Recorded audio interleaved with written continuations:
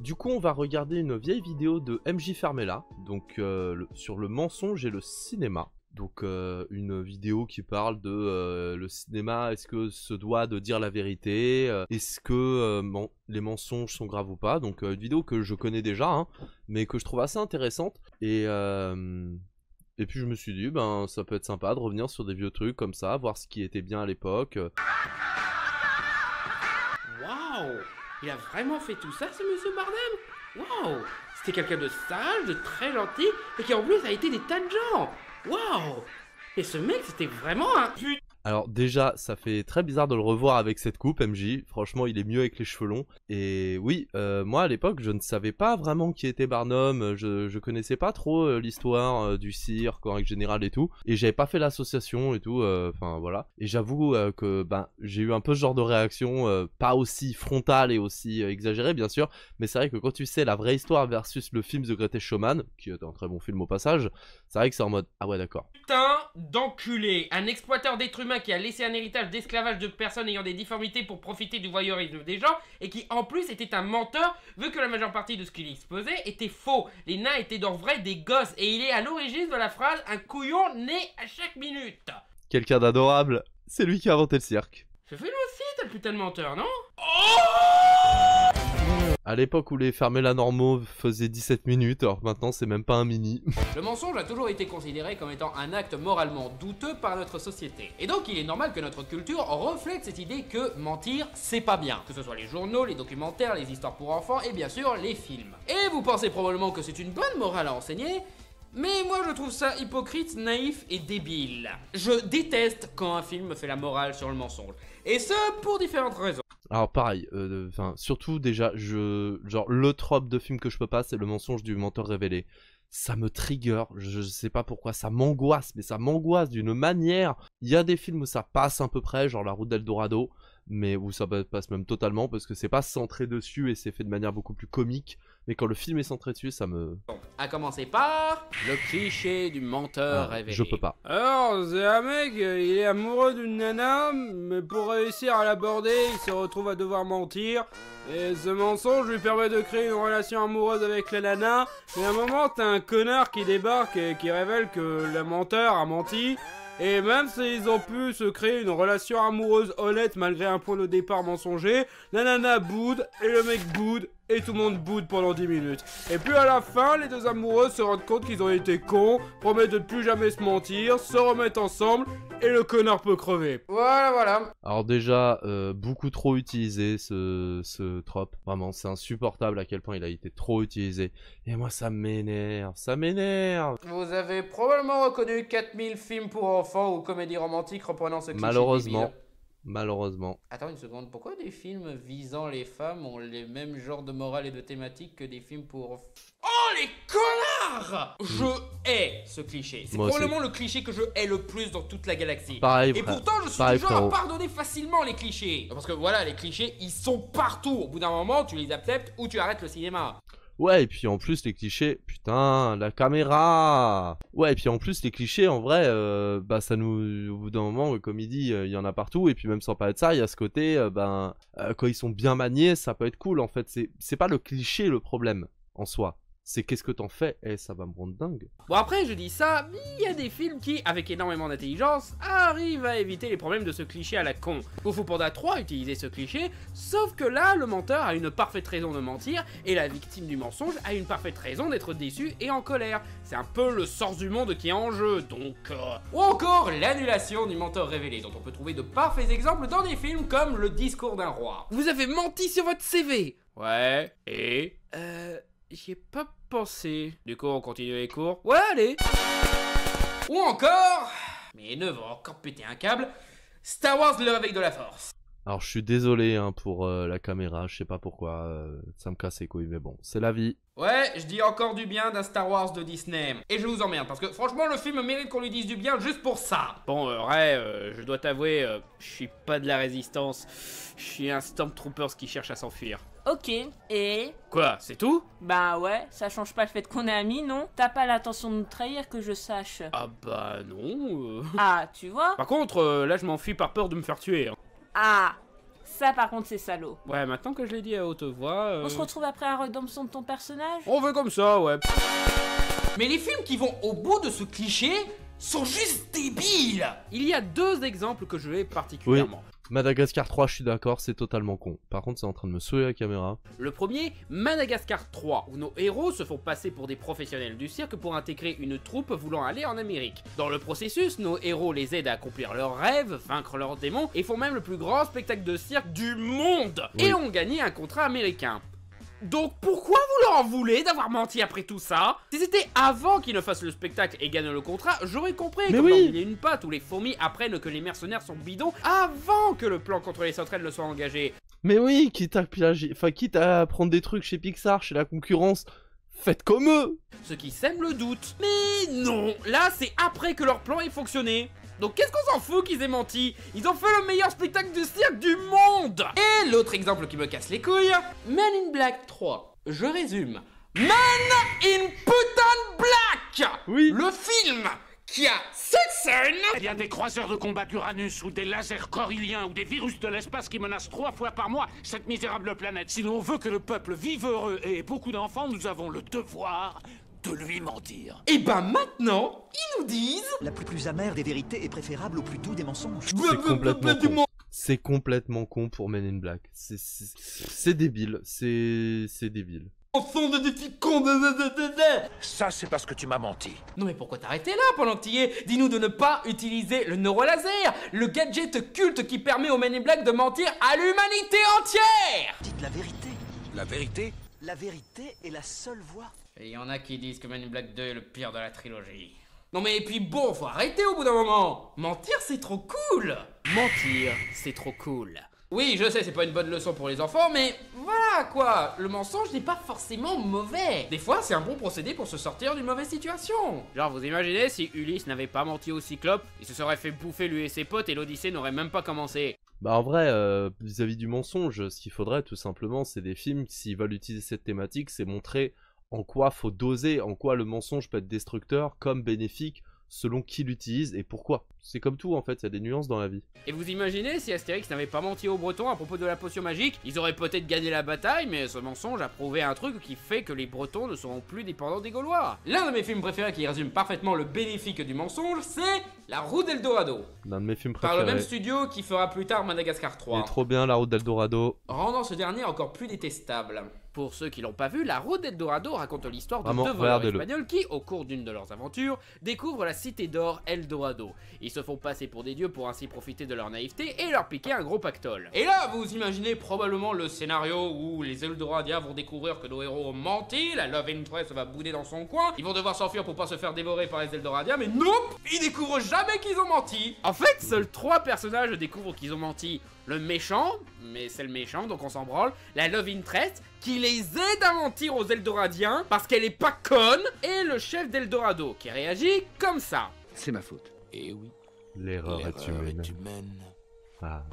C'est pour ça que... Non, il a pas eu Oui, je d'Oscar. sais, il a pas eu d'Oscar, va te faire foutre, il le mérite. Parce Oui, ce film est vraiment génial et c'est pour ça que ça fait partie l'un des rares films avec le cliché du mensonge, du menteur révélé que j'arrive à voir parce que ben il l'utilise bien en fait. que ouais, pourquoi leur en vouloir d'avoir menti? Je veux dire, qu'est-ce qu'ils ont perdu avec ce mensonge? Ils ont perdu un paquet d'or. Je veux dire, qu'est-ce qu'ils s'en foutent? C'est Eldorado, c'est la cité d'or. Je veux dire, Oui, et puis en échange, ils ont aussi leur sorcier fou du bus qui veut sacrifier des gens qui est dégagé quoi. Franchement, un peu d'or à leur échelle, un peu d'or contre ne plus avoir le sorcier fou du bus qui veut sacrifier des gens, moi je trouve ça rentable. ils ont tellement d'or qu'ils ne savent plus quoi en faire. On a littéralement une scène où on les voit balancer de l'or par la fenêtre. Et qu'est-ce qu'ils ont gagné grâce à ce mensonge? Le connard qui faisait régner une dogme néfaste basée sur le sacrifice humain s'est fait virer, ils ont fait la fête pendant 3 jours, et le peuple est fier d'avoir été béni par des dieux bienveillants. Bah oui, Il y a c'est cool. zéro souci avec ce mensonge. Donc aucune raison de leur en vouloir. Il y a aussi un épisode de Firefly qui représente parfaitement mon idéal d'histoire sur le mensonge.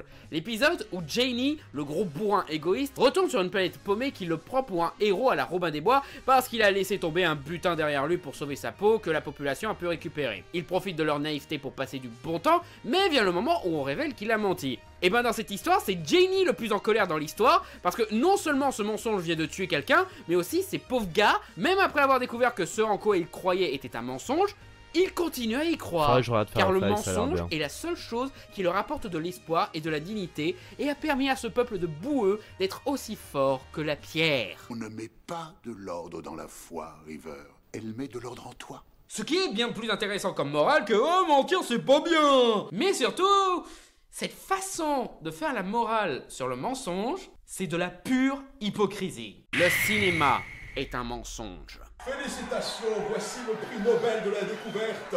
Oh bravo, mais quel esprit, quel talent, quel génie du millénaire. Oh Seigneur Dieu, oh. Le cinéma nous ment tout le temps. Il ment quand il dit que ce mec s'appelle Logan et pas Hugh Jackman, que ce mec s'est volé alors qu'il s'est à peine sauté, que ce dessin est une vraie personne qui bouge et non un dessin fixe qui s'enchaîne à un autre dessin fixe, que des gens peuvent tomber amoureux de Steven Seagal, etc. Donc, La balle gratuite. pourquoi tu me casses les couilles en me disant que mentir c'est pas bien? Je veux dire, le cinéma c'est une glorification du mensonge. Et ça, c'est parce que tu m'as dit la vérité. Il y a des mensonges qui sont utilisés à de mauvaises fins, comme le cinéma de propagande, ou même des films qui ont de très mauvaises morales. Mais il y a des films qui savent très bien l'utiliser, en faisant rêver, en utilisant le mensonge pour enseigner de bonnes morales, ou bien dire une forme de vérité. Il disait que les artistes utilisaient les mensonges pour dire la vérité et que les politiciens le faisaient pour cacher la vérité. Très Le belle cinéma phrase. nous fait croire à l'impossible, c'est la magie qui a inspiré Georges Méliès dans les tout débuts de l'histoire du cinéma et qui inspire tous les autres grands visionnaires voulant nous faire croire à une galaxie lointaine, très lointaine, en la terre du milieu, en la terre des lions, au pays imaginaire, des merveilles, etc. La fiction, c'est la définition du mot qui n'est pas vrai. Donc fuck you Pinocchio, arrête de me culpabiliser parce que je mens. Toi tu me mens bien en disant que ça fait pousser le nez. Je ne dis pas mentez tous, non, il y a le bon et le mauvais mensonge. C'est un outil comme un autre dont l'usage dépend de celui qui le manie. Mais bon, ça c'est du hors-sujet philosophique, hein, on va pas... Ah non, mais c'est ça en vrai. C'est qui, quoi, pourquoi. Mais c'est comme un couteau. Il y a la bonne et la mauvaise utilisation. pas aller dans cette direction-là. Ce que j'essaye de dire, c'est que si tu veux m'apprendre que mentir c'est pas bien, ne le fais pas en me mentant, encore moins dans un registre artistique qui me donne envie de mentir pour faire rêver les gens. Assumez que c'est un mensonge, comme un autre exemple de film qui montre le bénéfique du mensonge, Le Monde Fantastique d'Oz. Comme dans La Route d'Eldorado, c'est l'histoire d'un escroc qui découvre un monde extraordinaire, se fait passer pour un héros pour leur soutirer des richesses. Et toujours comme dans La Route d'Eldorado, ceux qui découvrent qu'il a menti et qui lui en veulent sont des méchants, et ceux qui découvrent qu'il a menti et qui l'aident à maintenir le mensonge sont des gentils, car ce mensonge apporte l'espoir au peuple. Et pourtant, là, l'enjeu est plus important. C'est la guerre, là. Donc si un des personnages lui en veut de mentir, il y a de quoi lui en vouloir. Son mensonge aurait pu tout gâcher. Mais surtout, à la fin, notre héros, le magicien d'Oz, arrive à vaincre les méchantes sorcières avec l'accomplissement du plus beau des mensonges, les tours de magie et le cinéma, qui sont bien plus puissants que le vrai pouvoir magique. Non, franchement, ce film est très cool. Le seul truc qui m'énerve, c'est qu'il y a une sous-exploitation de Zach Braff qui est intolérable. Il est juste là au tout début, c'est trop dommage. Mais le film est vraiment très bien. Pourquoi les gens détestent ce film déjà ? Je veux dire, sans déconner, c'est le meilleur hommage que l'on pouvait faire au film de 1939, en plus d'être un parfait hommage au cinéma lui-même. J'ai jamais compris pourquoi les gens détestaient ce film, quoi, parce que c'est un film Disney ou une connerie dans le genre. Mais après, voilà, pour en revenir à The Greatest Showman, jusqu'où le cinéma peut aller dans le mensonge sans que ça devienne néfaste ? Mensonge contre mensonge. On reproche régulièrement de détourner la vérité dans pas mal de films, surtout dans les films historiques.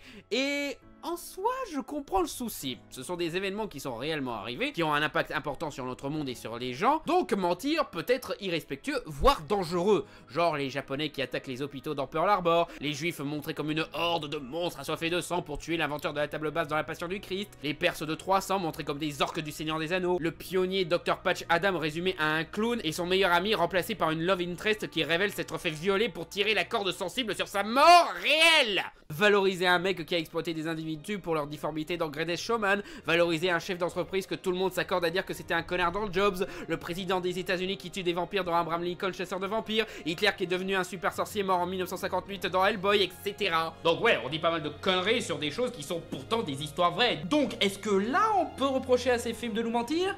Oui et non. Encore une fois, il y a une différence entre le bon et le mauvais mensonge. Le mauvais mensonge cherche à manipuler, à fausser notre vision du monde. Bah oui, je suis d'accord, le gros problème avec les trucs qui viennent, qui sont par rapport à des trucs historiques, c'est que quand c'est Abraham Lincoln chasseur de vampires, on se doute bien que c'est un mensonge, que ça n'a pas existé. Mais quand c'est des trucs genre un biopic, The Greatest Showman, etc., là c'est plus compliqué. Et il y a plein de gens qui vont se dire non mais c'est comme ça que ça s'est passé vu que c'est dans le biopic. Attirer quelque chose de nous conditionner. D'où les films de propagande qui ont souvent menti pour forcer la population dans le point de vue qui arrangeait les puissants. Films qui sont devenus tellement absurdes dans leurs mensonges qu'ils sont pratiquement devenus des nanars comme Reefer Madness. Le film mettant en garde contre la marijuana et ses dangers qui provoquent l'excitation, l'envie de meurtre et le suicide. L'excitation, oui. Le reste, non. Ouais, sérieusement. Si ce que ce film disait était vrai, la Hollande ressemblerait plus à Mad Max Fury Road. Eh mec, tu veux pas une taf?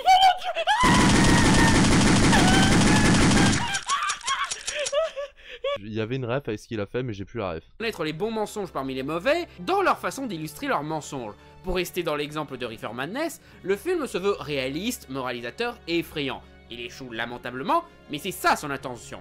À l'opposé, le remake de Reefer Madness... Oui, il y a eu un remake, qui est une comédie musicale. Trop bien.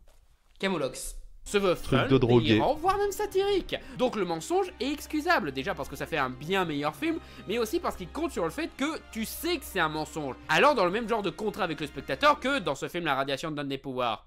Oui, c'est ça en fait, c'est est-ce que t'essayes de faire passer ton mensonge comme quelque chose de vrai ou est-ce que juste t'assumes que c'est pour le spectacle? Et je trouve que The Greatest Showman, il est à la frontière. Il est à la frontière en vrai. Fait avec. Mais encore mieux, son mensonge partage une forme de Bon après tu me diras c'est une comédie musicale donc ça passe, mais quand même. vérité, dénonçant le ridicule des propagandes alarmistes et ignorant qui incitent à la paranoïa. Comme l'original quoi. Et on peut faire pareil avec les films que j'ai cités. Pearl Harbor, La Passion du Christ, Jobs et Patch Adams, ces films-là, ils se veulent réalistes. Ils se veulent comme des hommages, des dénonciations et des leçons de vie, rendant leurs mensonges moralement douteux. Surtout La Passion du Christ qui fut longtemps critiquée comme étant de la propagande antisémite. Donc là, le mensonge est condamnable, car ça déforme les faits pour imposer une opinion politique. Mais Abraham Lincoln, chasseur de vampires, 300 et Hellboy, ce sont des histoires et concepts tellement délirants qu'évidemment que c'est faux. Évidemment que t'essayes pas de me faire croire que c'est un truc vrai, tu utilises une allégorie ou un élément folklorique pour faire une histoire fun sur ce que ces figures historiques ont réellement fait. Bon, ça n'en fait pas forcément de bons films, hein. Abraham Lincoln, chasseur de vampires, était une sacrée daube. Allez voir Lincoln. Faudrait que je le vois, Abraham Lincoln, chasseur de vampires, parce que j'ai pas vu, ou alors j'ai vu il y a longtemps, mais ça a l'air marrant quoi, dans le côté naze. Tout court plutôt. Ce film est ironiquement plus drôle, plus fun et bien sûr plus vrai. Donc du coup, ouais, c'est ok si The Greatest Showman ment sur ce que Barnum a fait. Le film est une comédie musicale, évidemment que c'est exagéré. Le film se sert d'une base, certes discutable, pour traiter de la tolérance, du choix entre l'intégrité et la réussite professionnelle, et accepter ce qu'on est. Morale honorable, même si véhiculée à travers une figure détestable. Après, certains pourraient me retorquer que même là, certains pourraient avoir une mauvaise idée de l'histoire à cause de ces films et limiter leur culture. C'est un truc que pas mal ont reproché à des films comme Anastasia par exemple, un film qui prend... Ouais mais là c'est un dessin animé donc tout de suite il y a le côté, et puis un dessin animé pour toute la famille, donc tout de suite il y a le côté, évidemment que c'est pas la réalité quoi. Énormément de liberté historique au profit d'une histoire de princesse Disney. Maintenant on peut dire littéralement je suppose. Oui, Ce qui fait arracher les cheveux à beaucoup d'historiens car du coup les gens vont croire que les Romanov étaient tout gentils et innocents. Par contre, Rasputin en super sorcier zombie, je vois pas en quoi c'est pas cohérent historiquement. Ah on n'est pas loin de la réalité à ce niveau-là hein. De ce que j'ai lu, le vrai Rasputin était tellement difficile à tuer et tellement étrange que je suis prêt à croire que c'était vraiment un nécromancien ou une merde dans le genre. Je ne tire pas ma puissance des forces du mal, mais de la vodka. Et à ces historiens, j'ai envie de dire... C'est raciste mais c'est drôle. C'est là que vous intervenez. C'est un devoir collectif de rappeler aux gens que les films ne sont pas une vérité historique. Et... Je suis d'accord avec lui, mais en même temps, d'un côté, il faut bien se rendre compte qu'il y a une partie du grand public qui fera jamais l'effort de se renseigner. Parce qu'il va parler de se renseigner et tout après, et qui va prendre ce que disent les... Et surtout à l'ère de Twitter, des manipulations, des fake news, etc. Il y a une partie du public qui va dire non, mais les historiens, ils veulent nous donner l'histoire, comment dire, officielle, alors qu'en fait, c'est pas comme ça, nanana. Et c'est là où... Je vois ce qu'il veut dire, je suis d'accord dans la théorie, mais dans la pratique, c'est pas tout le temps le cas, malheureusement. D'apporter les vraies précisions qui racontent comment ça s'est réellement passé. Le but d'un film est d'apporter une expérience, un divertissement, une réflexion, une morale, etc. Mais un cours d'histoire, le film peut pousser à s'intéresser, mais c'est à nos historiens de nous apporter la version la plus vraie. Je vais même dire, souvent, ces films-là, même quand ils disent beaucoup de conneries, c'est un bon tremplin pour apprendre un peu plus sur tel aspect de l'histoire. Comme par exemple, moi, quand j'étais gosse, j'adorais le Hercule de Disney. Une fois, en cours d'histoire, on nous avait demandé de choisir un sujet pour un exposé. Donc bien sûr, moi qui étais fan d'Hercule, j'ai choisi Hercule. Mais je me suis pas contenté du dessin animé, non, je me suis renseigné dans des bouquins. Ouais, mais ça, c'est pas tout le monde, c'est ça le problème. Et il y a plein de gens, par manque d'envie, par manque de connaissances, par manque de peur, de légitimité, pour plein de raisons, le feront pas, tu vois. Et malheureusement, c'est là où je peux comprendre qu'on ait des réticences vis-à-vis de certains biopics. Dans des encyclopédies, sur internet, etc. Et ainsi, j'ai pu découvrir la véritable histoire d'Hercule, les 12 travaux, la jalousie des rats et tout. Les gens peuvent être plus intelligents qu'on ne le croit, si on les encourage à l'être. Ils ne vont pas forcément croire tout ce qu'ils voient dans un film. Justement, les films sont une occasion pour faire connaître la vraie histoire. Je veux dire, combien d'entre nous avons fait des petites recherches après avoir vu un biopic ou un film inspiré de faits réels? Justement, parce que c'est du cinéma, et qu'on sait que c'est faux, on ira chercher la vérité par nous-mêmes. Ouais, mais moins dans les biopics, je trouve. Parce que les biopics, justement, mettent l'accent sur la vérité. Alors que les semi-biopics, genre The Greatest Showman, qui sont en même temps des comédies musicales, ok, mais un biopic genre Bohemian Rhapsody, beaucoup de gens vont croire que ce qu'il y a dans le film, c'est vrai. Donc, ouais, Greatest Showman, continue à me mentir. Juste pour le fun. Tout le monde a aimé ta vidéo sur la prélogie Star Wars. Bah voilà, alors, c'était sympa, non? Franchement, moi j'aimais bien l'époque aussi où ils faisaient des vidéos un peu plus courtes comme ça, où c'était pas 40 minutes, même si j'adore ces vidéos de 40 minutes, hein, c'est bien aussi. Mais voilà.